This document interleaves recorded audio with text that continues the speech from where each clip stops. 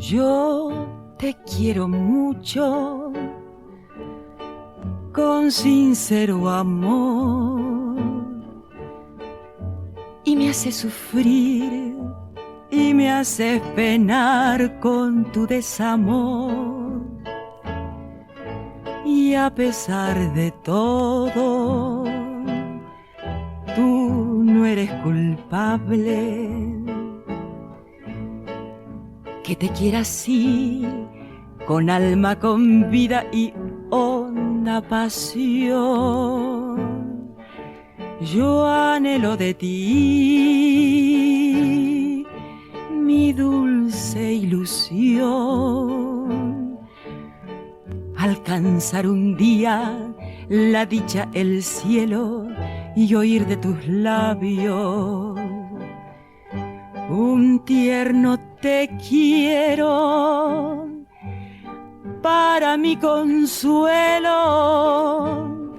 y entonces tal vez será realidad aquella ilusión. Yo traté de olvidarte un día, no pensar en tu amor jamás, pero en vano te llevo en mi alma todavía. Mi ilusión floreció en un canto al amarte, quererte tanto y soñar que algún día feliz me recordará.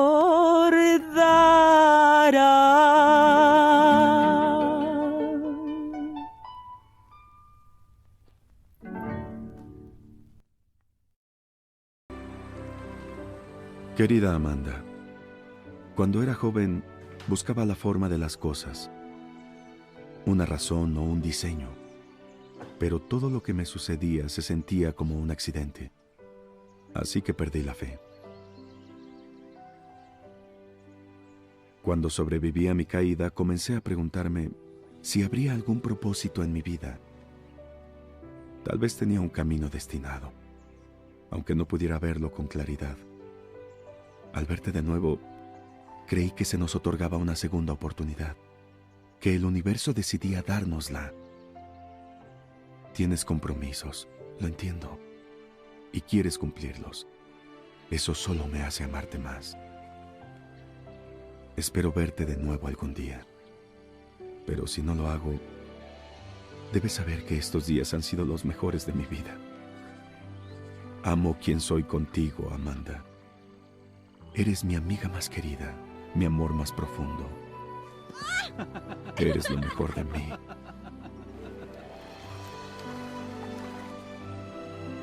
Para siempre, Dawson.